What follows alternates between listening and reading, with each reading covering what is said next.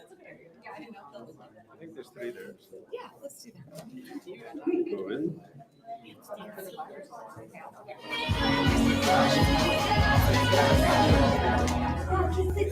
I know, right?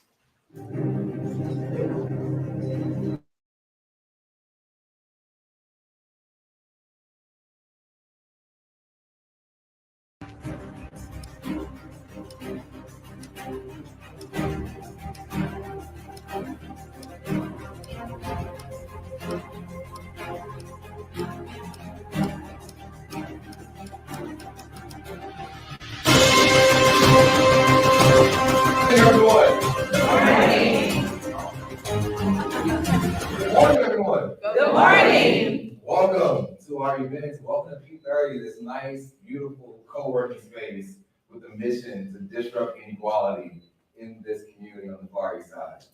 Good morning. Good morning. I'm so excited to be hosting our conversation today to talk about an important topic on the lack of funding for Black and Brown-led organizations. The big question that we're going to answer today is, how can philanthropic and financial institutions better support Black and Brown-led organizations and businesses? We have a fantastic panel today, and we are so excited to engage in this discussion with you all and to really make this an interactive experience.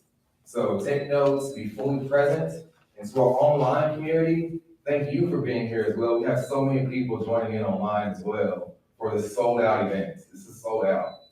This is really cool. So this is an important time that people want to hear about and learn about and do something about. And so our hope today is that we walk away with something that we can implement and apply into the real world in all of our spheres of influence so that we can be better about addressing this issue. Is that good? Yes. And disclaimer for our online community, we're using a new technology. So if there are any kinks, bugs, tell us about them, and we will learn. We are an organization that rolls with the punches, so roll with us, my friends. All right? And so the hope is that it's going to be a really interactive, great experience. And if you've never been to a ProAct workshop or service project or event, you know we like to have fun. So we have to start with a fun icebreaker, my friends. So for our online audience, Cameron is going to engage you all on some icebreaker questions, and so just interact on the chat there. But for the in-person audience, we're gonna have some fun. We're gonna play a game called String Rock Paper Scissors. Who's ever played Rock Paper Scissors before? Okay. Can I get somebody to demonstrate with me like how you play? Somebody, anybody? I'll do it. Come on, Tish, let's go. Give Tish a round of applause.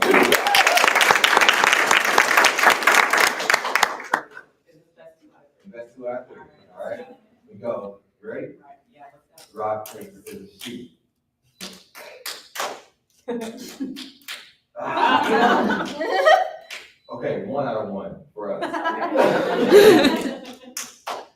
Okay, so she won, and so we're gonna play this game. So in a minute, I'm gonna ask you all to pair up, and when you pair up, you're gonna play the best 2 out of 3. If you lose, you will then become the winner's cheerleader when she finds another opponent to beat or lose to, right? But if you're the loser, you become the cheerleader for your winner. Does that make sense? Yes. Eventually, we'll have to be down to 2 people, and the person that wins is going to win a prize. It could be anywhere from a high five to a $100 bill.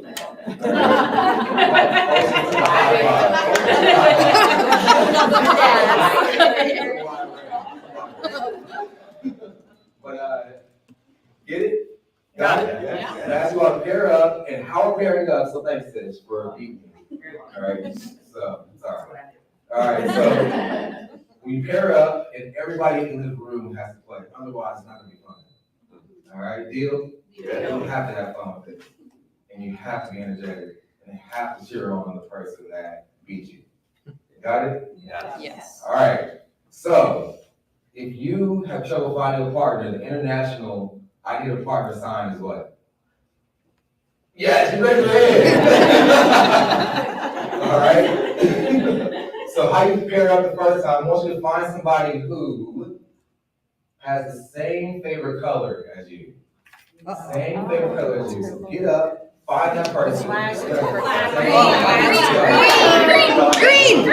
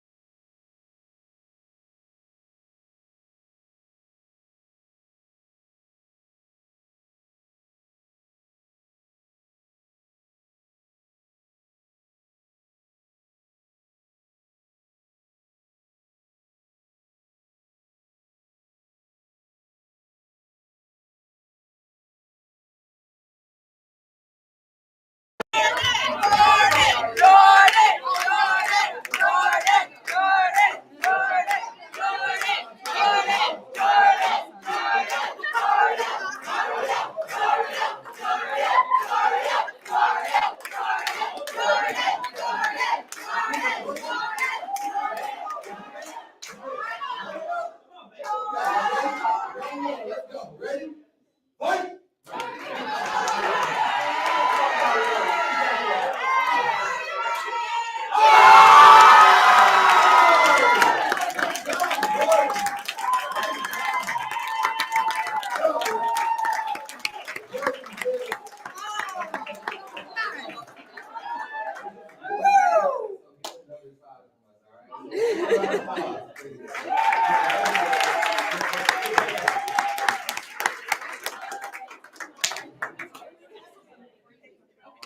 You did.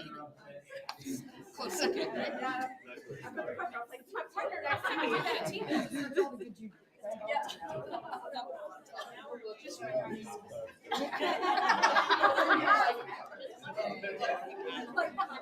Yeah. I.e. just now. Oops. You guys are too short for this. Did you guys have fun? Yes. I knew Jordan was gonna win. I'm sorry, Mario. Well, first of all, thank you guys so much for being here. At ProAct, we have been doing great community work in where we have worked with community partners, faith leaders, youth leaders, and business owners throughout the city. And as we were working with them, we were identifying issues that were impacting our community in a bigger scale than we thought.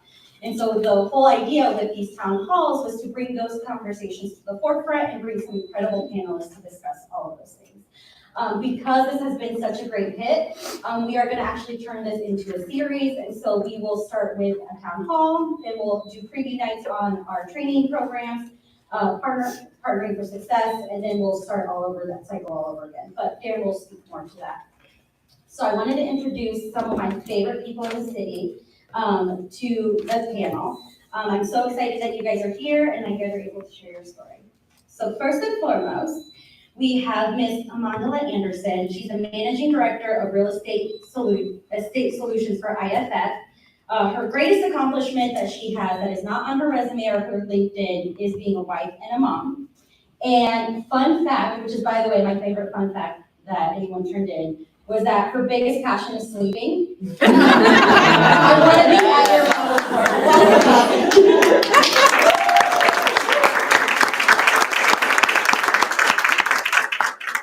Next up, we have Ms. Tish Hurdle. She is the president of MB General Construction Services. The thing that she's most proud of herself that is not on her resume is actually starting her business from nothing, and now she's killing it. Her fun fact is that her favorite comedian is herself.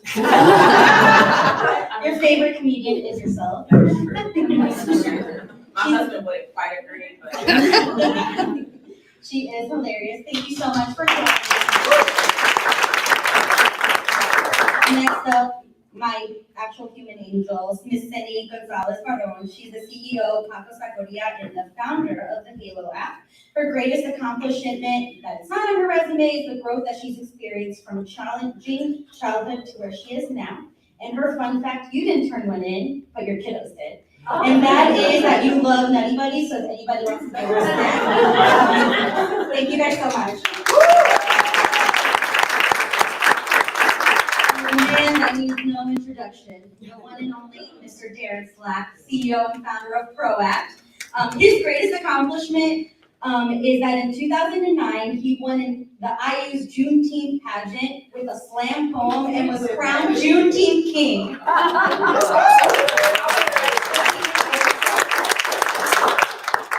And it's fun fact, 89% of the time, on any given day, you can catch him wearing mismatched socks, so we would like to see those. Thank you, Darren. All the same kind of socks with different colors. Thank you guys, and I'll let Darren take it from here. Thank you, Jess. Give her a round of applause, please. That's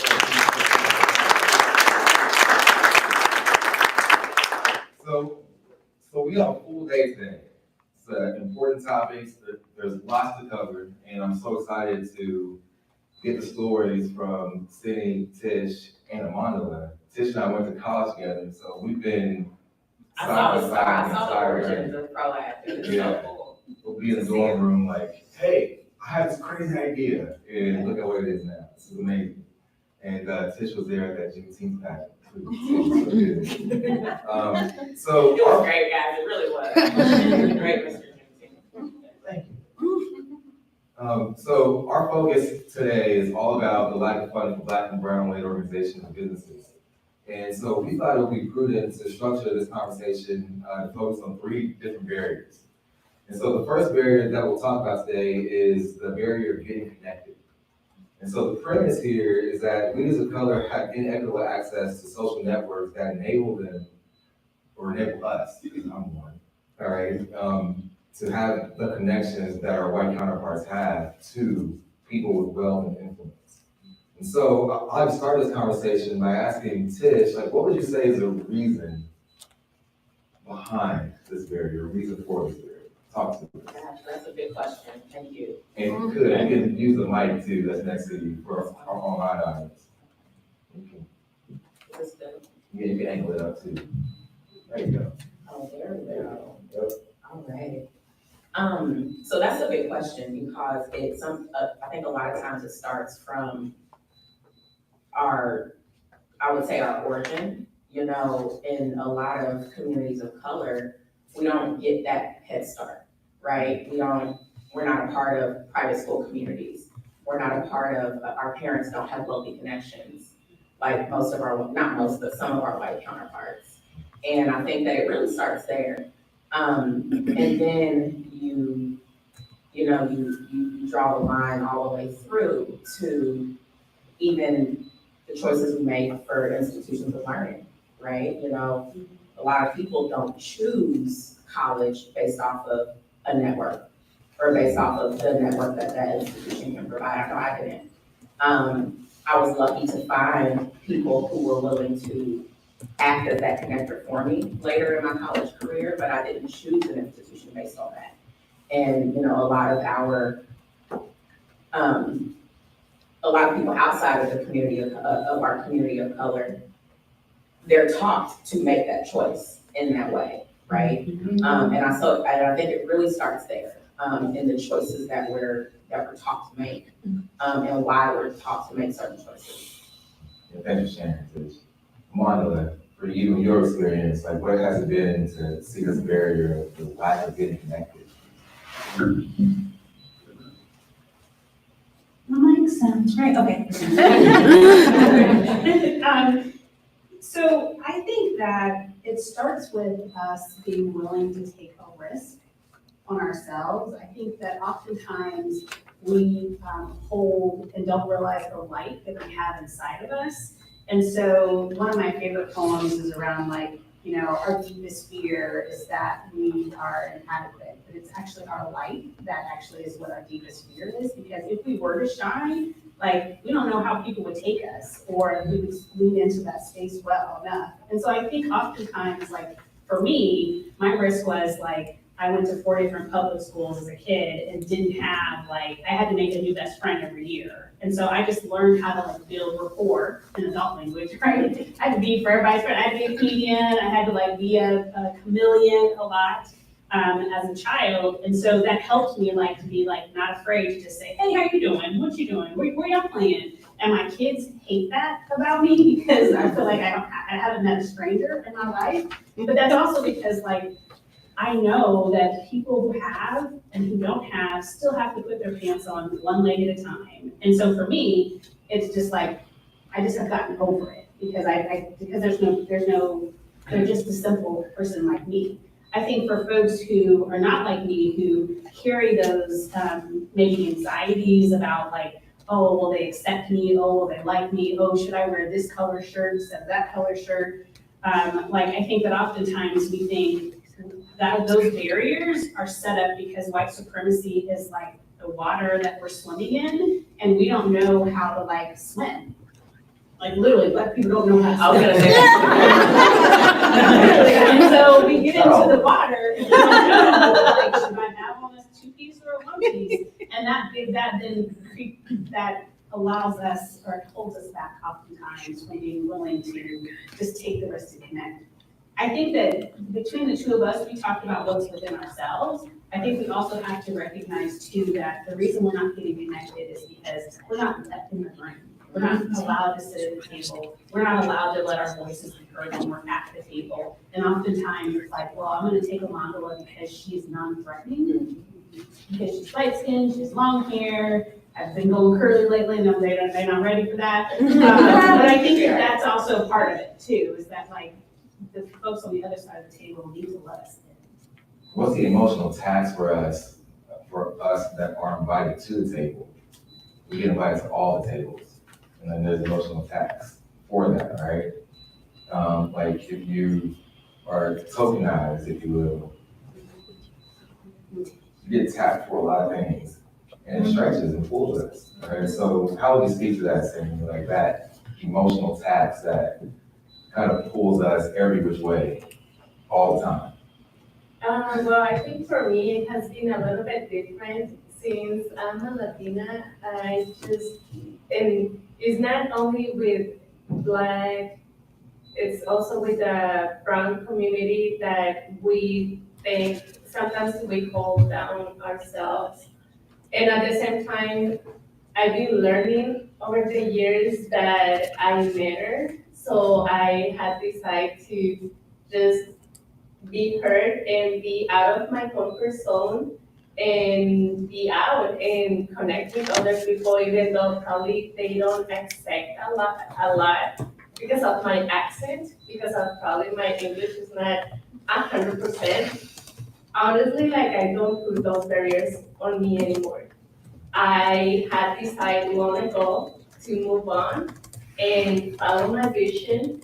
And because of that, I've been creating so many great relationships. So I have met beautiful, amazing people who has been part of my growth that challenges me to get a tutor, English tutor, or go this route is gonna help you to grow. So it's honestly it's us. I feel like a lot is how we hold down or how we feel and how we want to communicate and what we want to do in this life.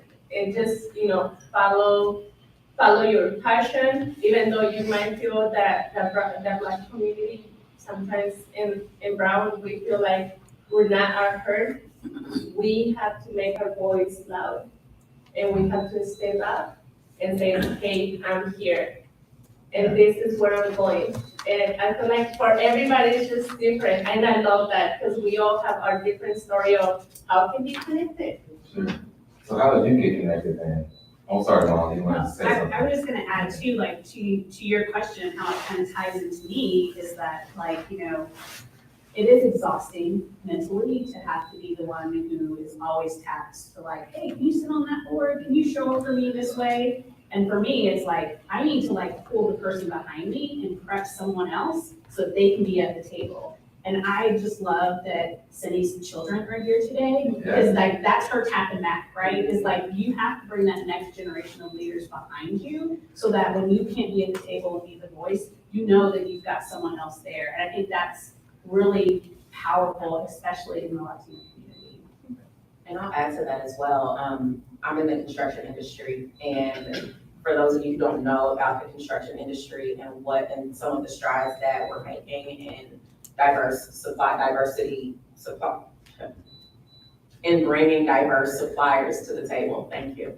I also have to be very careful because these companies, these larger regional national companies, their money is tied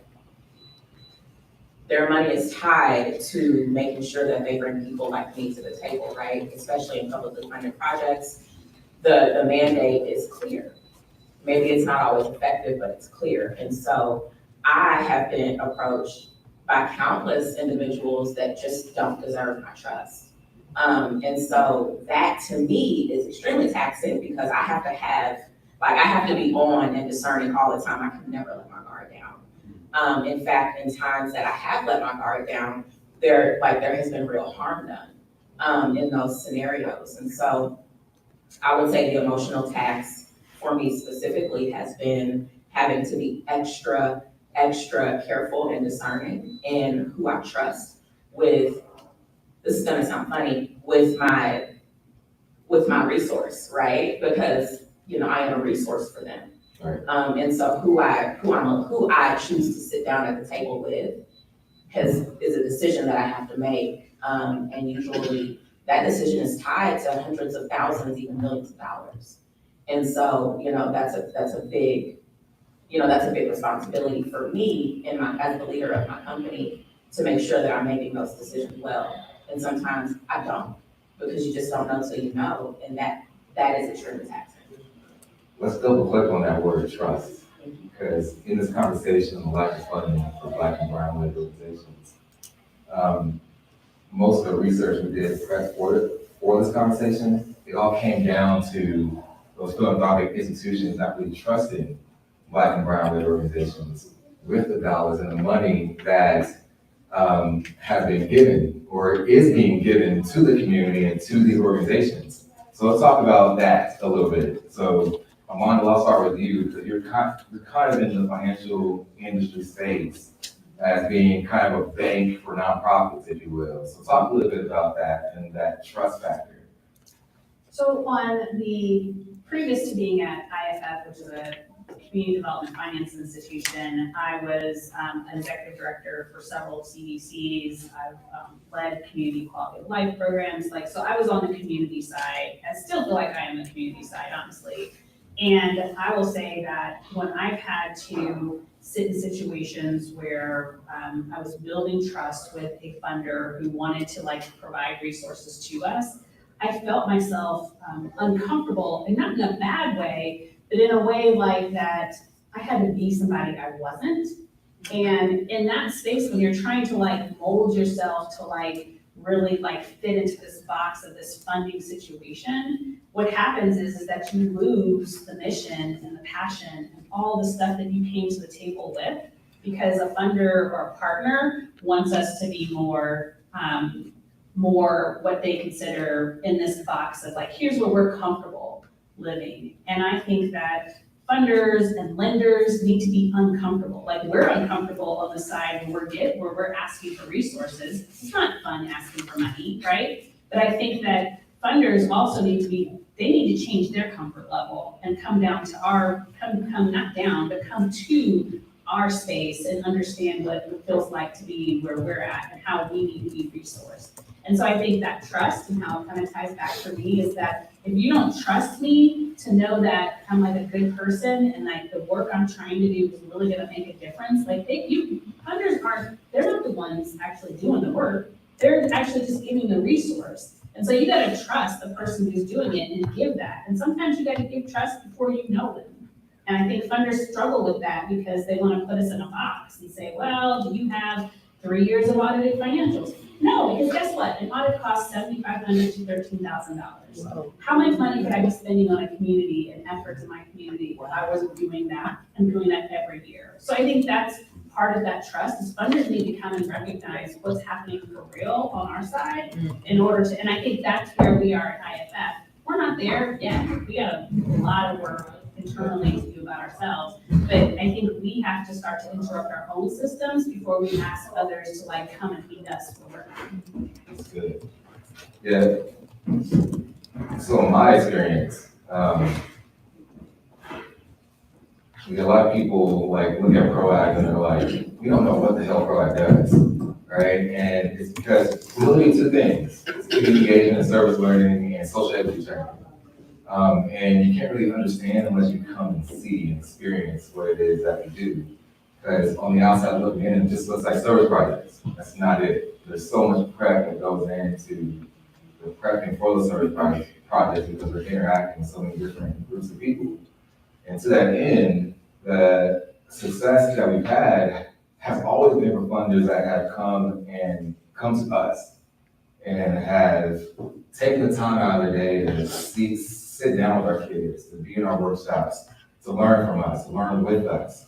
And it's been amazing. So that's a great point, Monica, to really speak to funders in that way. If you have that insight to go and be immersed in the community and build relationships with the community, and then you'll have better success to figure out where your money is going and knowing that's actually having an impact with these grassroots organizations. And so I'm gonna turn the conversation now to Cindy, because you have a unique business in the Halo app. And so it's kind of this company, so you can explain it better, because I'm a butcher. It's this company that has a crowdfunding, right? And funding from the community for people that need support. Yeah, so talk a little bit about that, your micro lending program. Yes, it's really amazing what we do with that Halo Hub, and I was talking earlier. Yeah, it's absolutely amazing what we're doing with the Halo Hub. Basically, we connect people to people. We are the Uber, we are the Airbnb, but the fintech, the financial institutions, and we decide to believe again to people. Because there's not a lot of companies who really trust people lending money, right? Without asking for social security number or your credit score. So basically what we do is that we connect people to people so they can lend money to each other. You can be a backer, which is just amazing. Backer is the person who lends the money to someone else. And the amazing part is, for example, if you have $10,000, $5,000 in your account, $1,000, $500 in your account, you can make money from that money. Example, if you come and be a member of our app, and somebody needs $400. So you lend the money, 400, you might say, I want 450.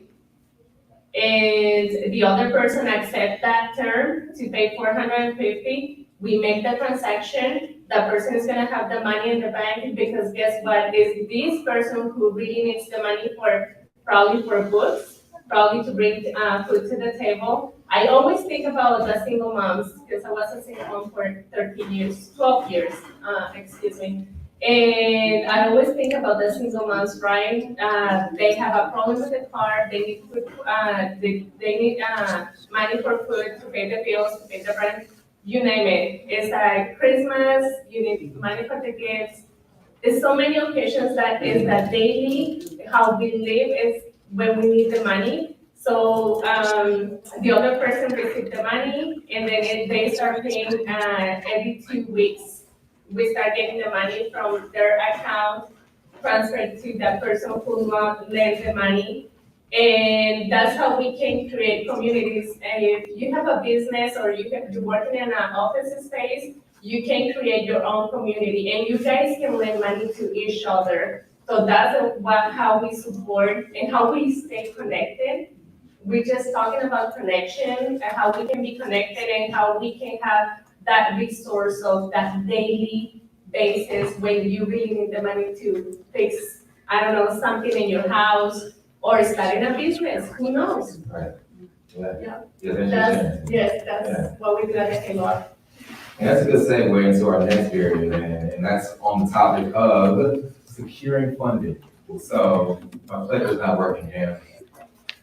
So the topic of securing funding, and the premise here, and the big question here is that, and this is one I like, right, is that funders often lack the understanding of culturally relevant approaches, lending, and leading them to over rely on specific forms of evaluation strategies that are familiar to them, right? And so the conversation here, me and Amanda had a really good conversation about this topic. And so, we're about to get there, we're about to go there right now, all right? So, here,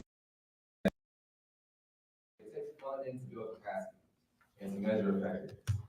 And so, but being strong in these dimensions is a common precondition for securing funding, right? And but several leaders of color in our research have argued that the lack of capacity or the lack of evidence are often code words that funders use to justify not making a decision to fund. But if you look at the root causes and dig deeper, the root causes is you don't have the capacity, you don't have funding. So, so it's like, okay, so how can we build capacity if we don't have the funding to do so?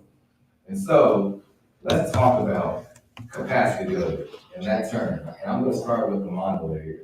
So, let's talk about that. What does this term mean, and how can funders do better about changing the conversation or the mindset behind this concept of capacity building? I mean, I think first is that we need to use a different word. Like, we have figured out how to use, say, cool, awesome, tight, cold. Like, we have figured out a word to say that something is really nice. Why can we not figure out another word for the word capacity within the lending community? Because what happens is what, to me, capacity, when you say, oh, that person doesn't have capacity, what you're saying is that person's not good enough. That's what I hear personally when someone says that to me, and then I'm defensive, because I'm like, well, actually, I'm doing this, I'm doing that, I just got this, I just put another person on my board that does this. And again, it comes down to our vocabulary and the language we use, and how that starts to really hold us back from actually thriving in our spaces, where we could be doing much more in our communities. I want to ask funders and lenders and philanthropic partners, find a better word. Y'all find a better word for racial equity. You found it, a couple years ago. Like, let's find another word to use so that we're building up instead of tearing down. And that word to me, that's what it feels like to me. It's tearing down our community versus actually like putting things in place. Like if you really are like, oh, she doesn't have capacity, then say, she actually hasn't had a profit and loss statement ever done before. Maybe we need to link her up with someone who knows how to put together a profit and loss statement. It's not her capacity. She's been writing financial statements, you just don't understand it. But it happened all, like she still has an Excel spreadsheet. She's doing whatever she has to articulate what money she has in and out the bank, but she's not paying NSF charges. So she's obviously doing something right. And so I think that that's where funders and lenders, we need to change how we look at materials that come into us and not think about like, oh, well, a profit and loss statement should have this at the top and this at the bottom. Yes, those are the pieces of what make a strong financial statement. But if you read it, it's actually already there. And that's what I do every day is I look at nonprofits' financials because we're helping them make financial feasibility decisions about their real estate. And I don't get into this headspace of, oh, this doesn't look like United Ways, or this doesn't look like the Boys and Girls Clubs. Like every financial statement is different. And we need to recognize that instead of always saying that, oh, well, sorry, we just don't have the capacity. It just fires me up, because it's not a good word no more. Like we found other ways to use vocabulary. We have to change that. So what about personal capacity? Like if we are, let's talk about personal capacity. Right? When we as leaders are looked at as not having enough capacity to give or serve, and oftentimes, and I hear this a lot from my peers, is that a lot of funders look at us and say, well, you're doing too much, and so we don't really know what your focus is. That's because our community is saying, you have influence in my community, and you are the go-to person for what I need, all right? And so we're in these low-income communities or communities that lack resources. Those leaders in those communities are that resource. And so we have to be skinny, if you will. Like we have to be good at a lot of things, or good enough at a lot of things, so that we can meet needs, because we don't have the capacity. All right, and so let's talk about the personal capacity that we have. Somebody had their hand up in the audience. You want to say something? I wanted to acknowledge what you said, but I think we have to expand and expect those institutions to acknowledge the root of why we show up at the table with quote unquote diminished capacity. So 500 years of oppression have led to a legacy of us having less money, access to education, access to privileges. And yes, we show up at times with what it looks like less capacity. So I think that's an important layer that has to be addressed as we attempt to make things better. It's interesting. And I think to that point, and to Amanda's point, when these lending institutions, well, again, I'm in the private sector, right? I'm not a community-based organization, I'm a for-profit business. And being a true bootstrapped entrepreneur is interesting. Like, it's unique. People look at me and say, you're either brave or you're crazy, right? Like, those are the two things that I did. Yesterday it was brave, tomorrow it might be I'm crazy. But when these financial institutions look at entrepreneurs of color who lack capacity or have diminished capacity, honestly, I think some of those people are probably some of the scrappiest, most creative, most resourceful people that I know. I know that like the way that we've decided, that my husband and I decided to build this construction business, it is crazy because we had to get creative. We had to use what we had. We had to use what we had to work with, and that was nothing actually. I mean, we started this business for $500 and an insurance policy, and that's what we had, and we made good use of that. And so I think that narrative has got to change, because where these institutions see lack of capacity, I see creativity out of necessity. And honestly, sometimes that's worth way more than a quality financial statement, right? Because it is. And so when you look at dynamic, you know, I'll take a scrappy entrepreneur who can make it happen above, and, you know, and Ivy League educated entrepreneurs, they have at least some advantage of connections, right, of network. But I'll take a scrappy entrepreneur who bootstrapped over somebody who was, you know, carried to a position all day long, every single day. It's good. Yeah, that's such a good point. Yeah, and in my experience, starting Proact, I started Proact in 2010. I didn't know what the hell I was doing. Yeah, before we graduated, right? I didn't know what I was doing, all right? And there was a funder that early on I approached, and they said, "You'll never get people to pay to volunteer." I said, "Okay, watch. You know, people to pay to volunteer." And came back, "Well, you don't have enough capacity or enough support for us to look at you." Okay, you need to diversify your funding, is what they said. All right, I'll crack that code and figure it out. We diversified our funding, created programs where we have fee for service and donations. All right, we figured it out, came back. Well, where do we fit in on this, is what the funder said. Well, we don't see ourselves in this equation anymore. Where do philanthropic institutions fit in? And I was like, what the hell do you want me to do? Like, I'm working hard to show and demonstrate that we have what it takes. Now, let's go, like, come in with this. And it's 12 years in and we're still having those conversations. And I see that a lot, right? And so, Cindy, I'm gonna ask you now, like, we put the onus so much on the philanthropic communities and financial institutions. But what Tish and Amanda have alluded to is our ability to be prepared, right? And so we always prep ourselves by being creative and bored, leaning in on our innate gifts, if you will. But talk about the business side of things and how we can be prepared to be looked at more seriously by these funders and financial institutions. When Tisha was talking about how she started her business, it literally came to my mind how I started as well.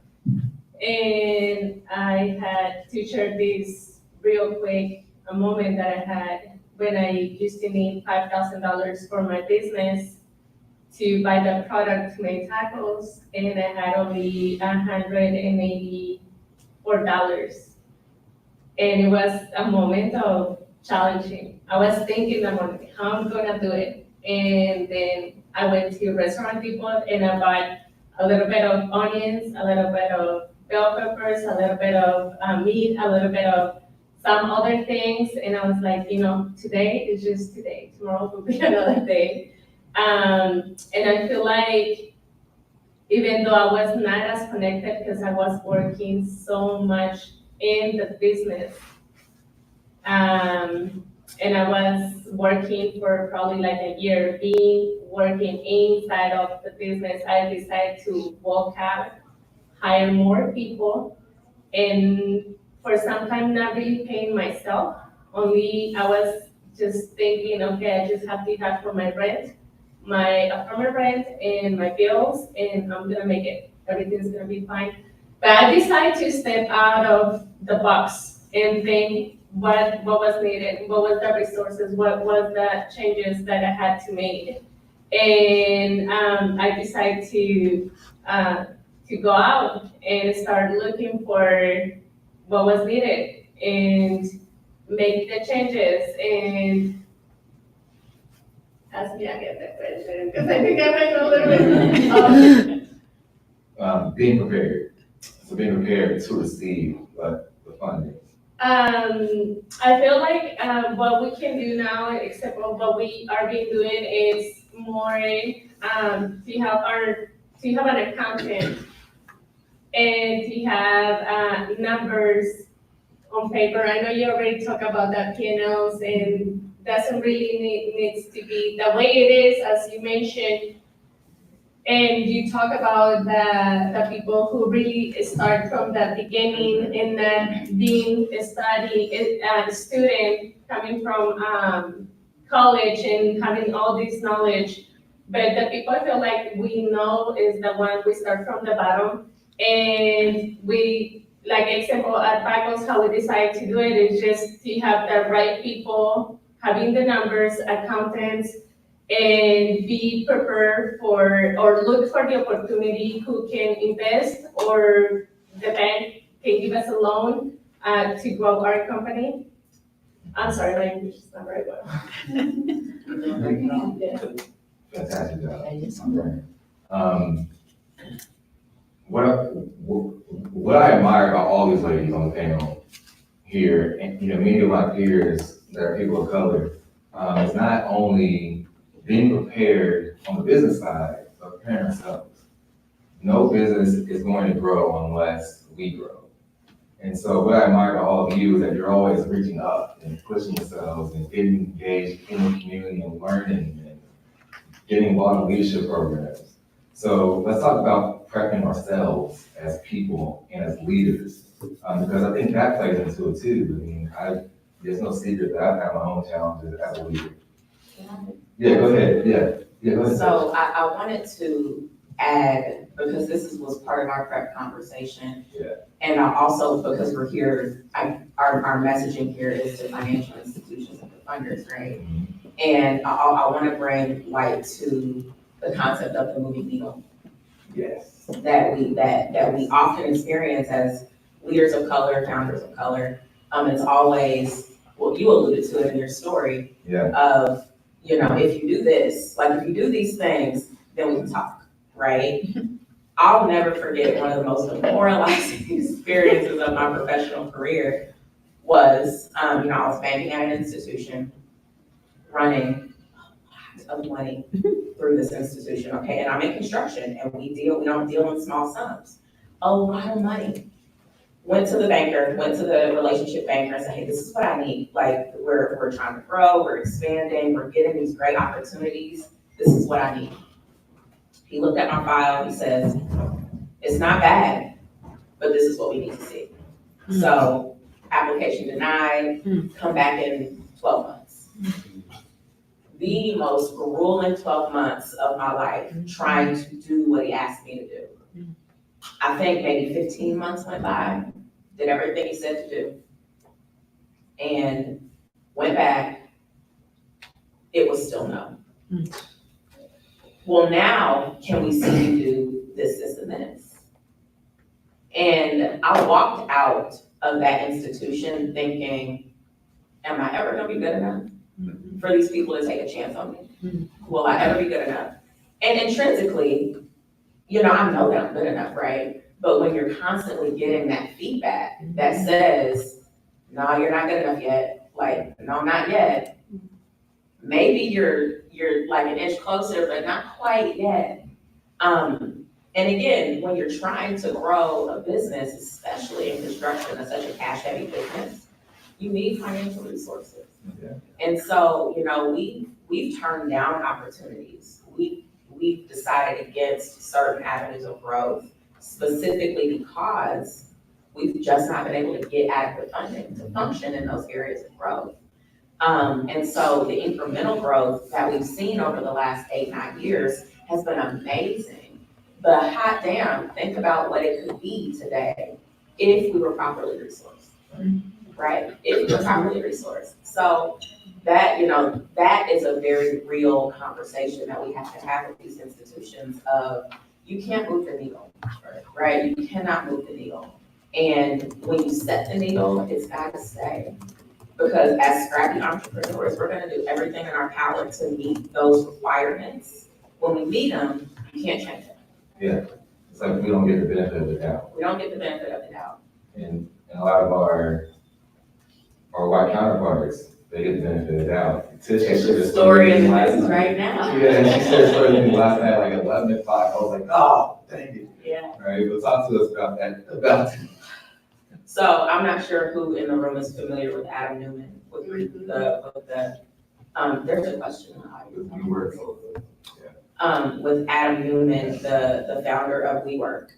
Dude is a straight scammer. Like, I mean, there's a whole movie about his activities as a scammer.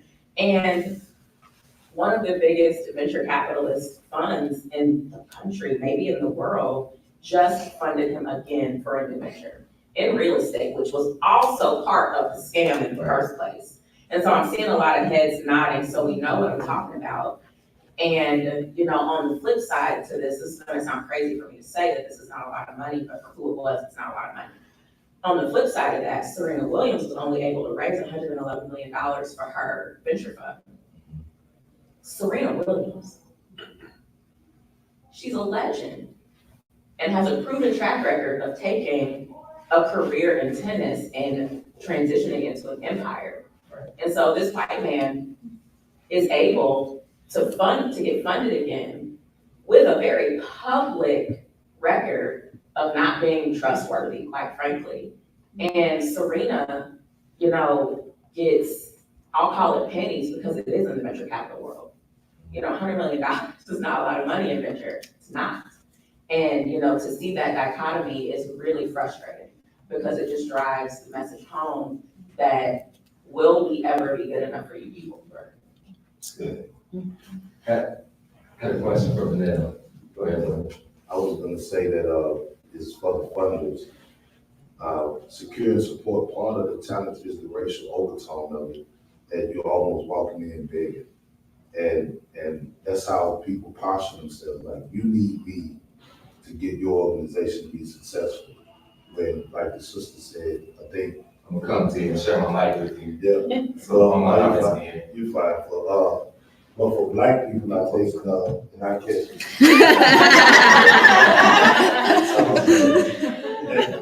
There it is, my brother, so I'll be close. We need to understand that we're not going to belittle ourselves. We're not going to lessen our integrity because you have a checkbook. Because you don't make white organizations do that. And so I love what you said when you were talking about just scrap. I was thinking about the Harriet Tubman, the Sojourner Truth, all those people who made it happen anyway with less. So I think funders need to know that whether you support us or not, the work is still going to get done. And so when I talk to funders, I think I don't need you, you need me. You need me. Because you're not gonna come down here and do what I'm doing. And so I think sometimes in these conversations, it may sound arrogant to them, but it's no more arrogant than you telling me, do this, come back later, do this, come back later. You need me. I make it happen. I make it happen with $2, I make it happen with 200,000. That's right. These white organizations are doing nothing. We're making sure they books are right. So Yeah, thanks, brother. Yeah, thanks, Vanessa. Appreciate you. So we'll move on to our third barrier. So I had a list of like 10 barriers to focus on, and this one was on the top of my list. And so I was like, are you guys okay with talking about this? Because we don't talk about it enough. All right, it's the barrier of each other. It's the barrier of each other.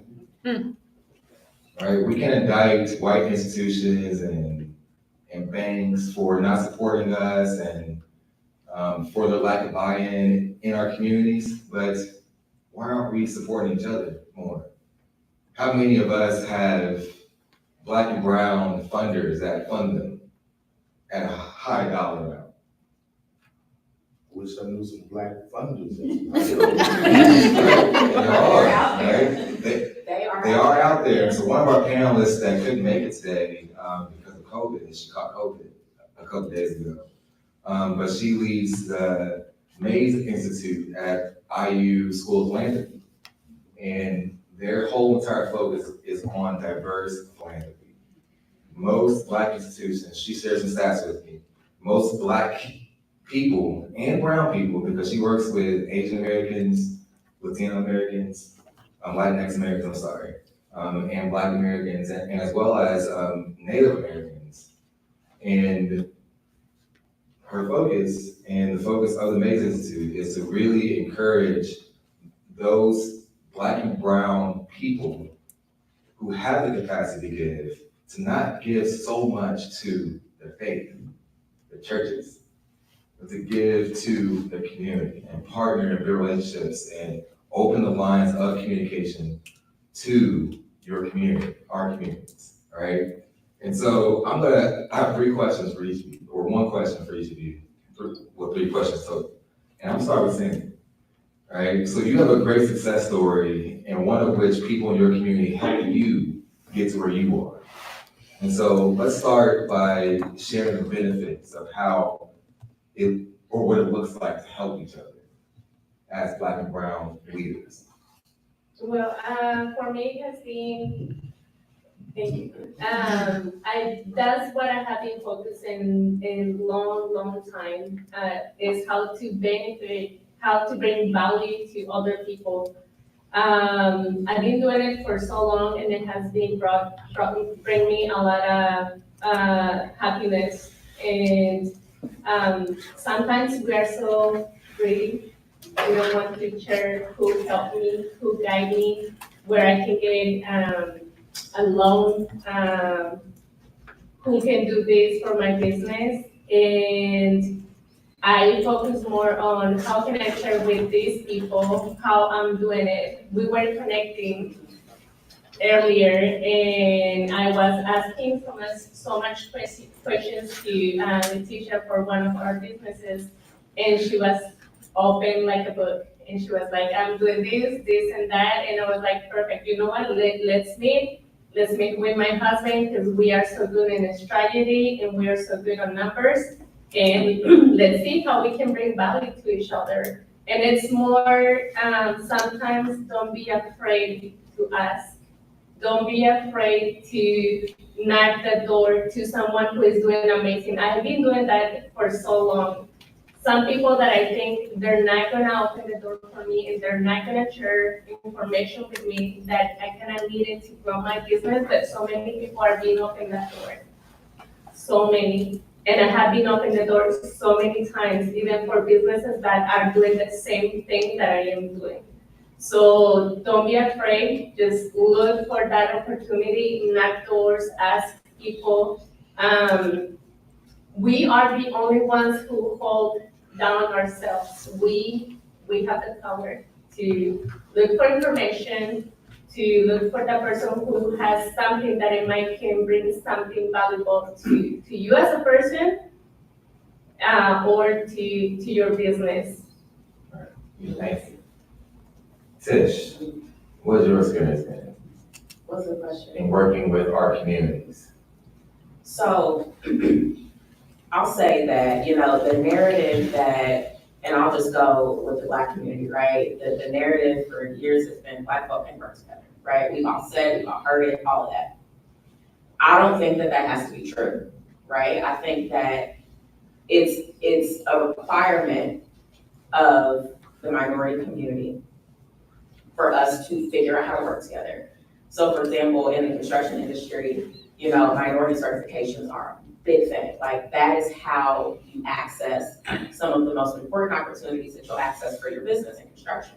And so my strategy, right, to kind of bring that to bear for more people is, and we talked about it, is making sure that people even understand the certification process, right? Like you getting certified as a minority business does not take away from my certification, right? We can do this together. And so my strategy with that has been, how many people can I help get certified for free? Like, how many people can I help go through the process because I know I'm really good at it. I did it for myself. I can do it for you too. So pretty much any minority construction business that I come across, I'm like, are you certified? Are you certified? Let's get you certified, because that's where the dollars are, right? And also I want to give a quick nod to the Indie Black Chamber. I feel like there is just not enough support for that organization, especially in our community. And I'll just say, during the COVID money rush, right, when everybody was getting COVID relief dollars, the chamber, Indie Black Chamber, partnered with Cummins to provide what was called the Cummins COVID relief program. And our business was able to secure a loan of $30,000 from that program. Nobody else would have loaned me 30 grand, right? It just wasn't gonna happen. And the Black Chamber did that. Now, again, we talked about some of the infrastructure issues that our Black led organizations come up against, right? The question that I immediately asked when we were awarded the loan was, does this report? does this report to anything? Like, does this report to our business credit? The answer was no, we don't, like, we just don't have the resources to do that. And I would say that it's so important for our, especially, philanthropists of color, to look and pay attention and to see what organizations are out there that are actually doing good, but are under-resourced, that need help. The Black Chamber needs help, right? They need resources, they need people. And that support is gonna come from us, it's gonna come from the community. And if we can't support them, why would anybody else? And so I would challenge us as a community to support each other. Be fair with each other. Be kind to each other. Don't project the world's stereotypes or the world's narrative about us onto each other. That's the craziest thing I've ever heard. And so when it comes to Black folk working together specifically, we just have to be better to each other, be kinder, be honest, be supportive. Your success does not hamper my success. We can all be successful. I think about there's a line in Hidden Figures, right? I'm not gonna say it right, but has everybody seen Hidden Figures? Mm-hmm. So there's a line in Hidden Figures where I think Taraji's character got promoted. And one of the other characters said, success for you is success for all of us. And that is so true today. Success for you and you and you and you is success for everybody. And so how many more people can we reach back to help be successful? And that just makes us more successful as people, because you build that momentum, right? It's about momentum. You build that momentum. And I feel that happening in the atmosphere. I want it to keep going. And I really hope that this push, to really support Black and brown businesses continues, and I think that it will, but, we gotta support each other. Right. Less ego. Way less ego. Yeah. It really doesn't fit. Yeah, less of the guy and more of the we, right? And I think if we can adopt that mindset, I think we can do so much better to really support each other and have collective impact, right? And to this end, so Monica, you do a lot, and you've seen a lot of what's working or what has worked in the community. And so I have started a program recently that kind of speaks to this, and break down this barrier in particular with each other. So can you talk a bit about that? Yeah, so we created a program called Stronger Nonprofits Initiatives. It's a program that's funded through JPMorgan Chase to focus on Black and brown-led nonprofit organizations, and not just their leaders, because we see a lot of times leadership programs that just focus on like a dynamic leader. But what we recognized was it's not just the leader, it's also the financial person on the board, it's the number 2 person in the organization. Like, it's really critical that there's a cohort of folks who come together from the organization that are involved in financial coaching, one-on-one coaching, real estate management coaching, to help them to think about how they achieve and they grow.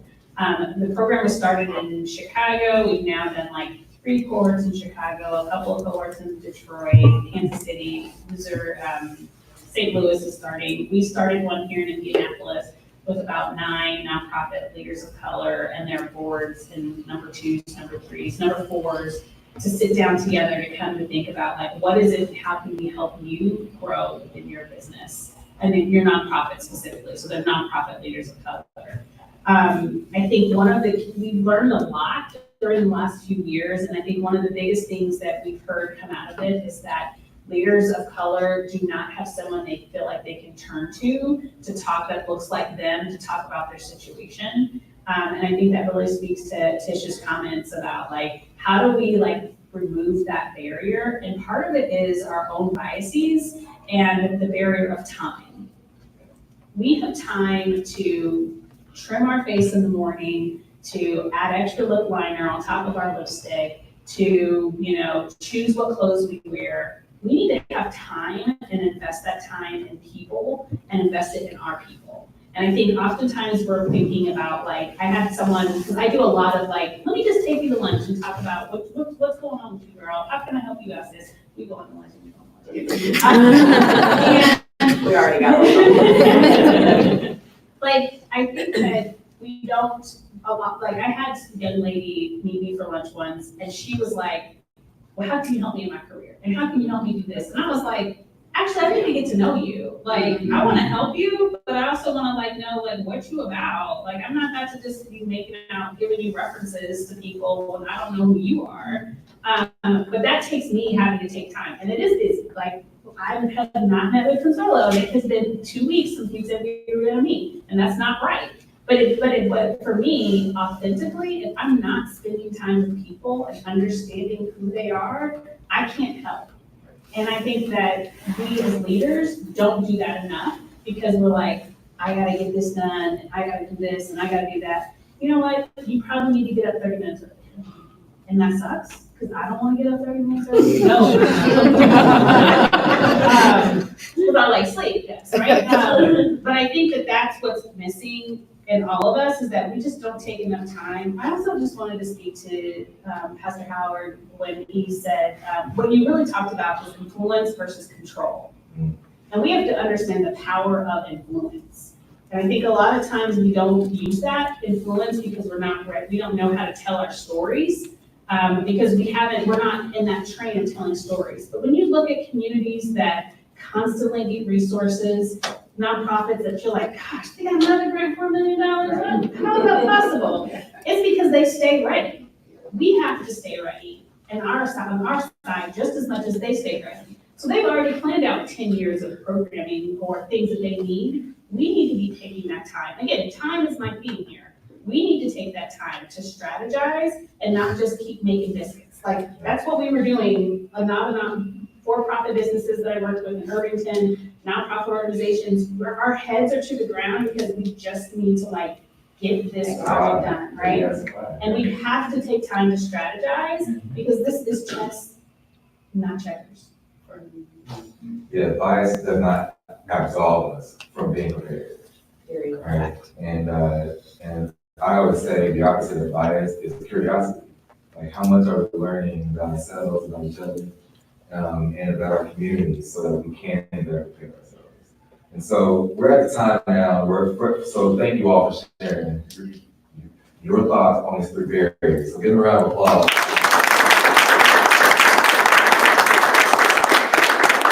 We'll spend the next 10 to 12 minutes just getting some questions from our online audience as well as the in-person audience. And so the floor is yours. Talk to us. Ask questions, make comments. Jordan. Hello, everybody. So I work with the state commission, and one area of interest that we have is definitely getting more funding for organizations. But we also, likewise, return need a lot of support too, because we don't know what's going on in the community. We don't know. We need those connections. Say, what do you need? You know, what's your support? I work with Consuelo when I'm out there, and I was like, what do you need? What can we give? Because we don't know what's going on there. So we also have requirements with state procurement when it comes to funding. Like, there's these long contracts and procedures and paperwork, and it hinders some small organizations and businesses, especially say if it's a one-owner business. They're like, hey, we can't forfeit our money to do a catering service for you because they're going to get paid 30 to 60 days in arrears. That hurts them, and then they don't want to work with us. Well, we want to work with them.